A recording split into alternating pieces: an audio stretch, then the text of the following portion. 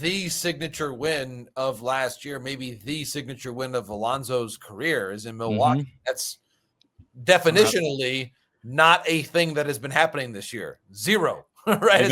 Even how they got into the playoffs with Lindor in Atlanta. Exactly. So those two moments define the whole season, and they're just not producing those kinds of moments. I'll make this point, Rich, and this is not I think last offseason was so much about Soto, right? Getting him in there. And then obviously the bonus of finding a way to bring back Pete. It felt as though so much of the season, of the offseason and the planning revolved around those two decisions. And to the point that I felt as though there were parts of the roster they weren't really fully able to address in a way that helped them arrive at a really coherent 1 through 9 plan, right? So obviously they had to go out and get Mullins. What is McNeil's best fit on this team? What is Beatty's best fit? What is Vientos' best fit? They didn't expect Alvarez to be in the minor leagues. There's just very few things about this team have been consistent and as expected in totality. And I think that is something where, again, in fairness, it's a lot on a player, whether it's New York or any other market, to come in, be great right away, and then win right away. It's not easy to do that. And so you're asking, I think that the fairer idea when you're talking about Juan Soto is, okay, you're coming in here for the long term. Yes, we expect to win championships while you're here, but, and I go, it's hard for Mets fans to hear this, it doesn't have to be in year one. Maybe year one is an important transitional learning year. And yet I say all this, it's going to be a lot harder if Pete leaves, right? So after the season's over, let's be fair about that. So it just seems to me that so much of last year was about, and granted, he signed in December, so there was plenty of canvas left to figure out other things about the team, but it was very superstar driven, the offseason in general. And a bit of a bold play on Holmes being a starting pitcher, which has worked out pretty well, all things considered, in terms of just what the acquisition price was, how he's been able to adapt. I think it'd be hard for them to ask for much more for a year one start than what Holmes has given them. I think it's been a fairly good outcome. So I just think that it feels to me, Rich, there are other parts of this roster that need some love and attention this winter. And I think figuring out what they want center field to look like, third base to look like, Jeff McNeil's role to look like, there's things they're going to have to work on about the future of this team that I just feel like weren't really priorities a year ago. Yeah, I guess you could say they're very top heavy right now.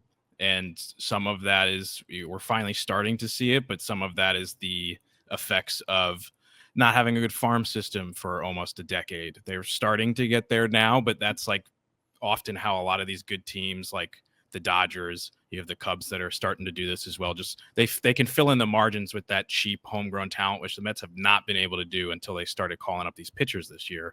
Hopefully next year they can start doing that with some of their positional prospects like a Carson Benj or a Jet Williams, Ryan Clifford, those guys. But yeah, you sign the Soto, you bring back Benai on the big deals. Those have been, I think Benai is mostly a health-related issue at this point. I think he just needs like an off season to get fully right. Hopefully this piggybacking thing works for him. But yeah, it's the rest of the off season. It's okay. Maybe we're not fully going for it. It's hard to criticize because on one hand, it's like, all right, we spent almost $1 billion in one winter. That's a lot of money. But on the other hand, team makes the NLCS. If you're going to go after a Soto, if you're going to bring back an Alonso, isn't that more reason to try to fill in those margins? And, why take a risk on a Frankie Montas, which was the one move I think everybody pointed to, even in the moment of like, I don't really understand this one. Yeah. And then since then, you even go to the trade deadline, it just feels like whether it was the right thought or not, everything Stearns has done this year has kind of not really worked in his favor. Who could have predicted the Helsley thing? That's just, I would chalk that one up to bad luck. And then, he picked the wrong center fielder between Mullins and Harrison Bader. And again, I don't know that I would have predicted the outcomes of both of those players, but it just seems like whether it's been bad process or bad luck or probably both, it's been kind of like a nightmare year in the player acquisition category outside of the superstars. Right. No, you're right. And I do think you then start to wonder, and this is something that may work in the Mets' favor a little bit to the long term, is that your main divisional rivals, they've got a lot of big decisions to make this winter. Schwarber, Real Muto, Castellanos, I don't expect to be back. But they've and then what's going to happen with Wheeler and what their expectations are for him next year, Ranger Suarez as well. I mean, there are some significant decisions the Phillies are going to have to make where that roster, if they bring it back, is going to be a lot more expensive, or we're just not going to be able to afford guys. And so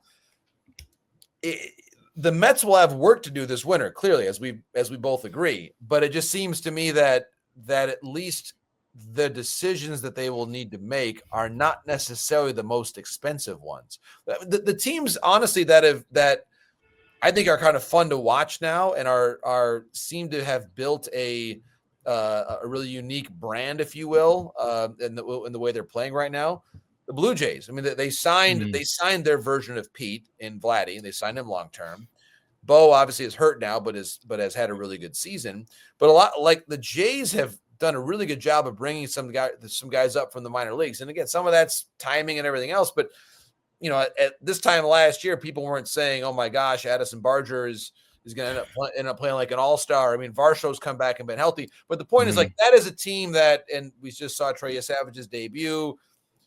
That's a team that has made improvements from within that were not financially expensive improvements, because a lot of them are young players. Now, they did bring back Max Scherzer, but basically what's the irony there is that of the 1 year make good type of deal for the veteran pitcher, that both Scherzer and Verlander were better investments than Montas was, right? I mean, if we're being fair about that. And Manaea was obviously not a 1 year deal, but those two moves actually ended up working out pretty well for the Giants and Jays, respectively.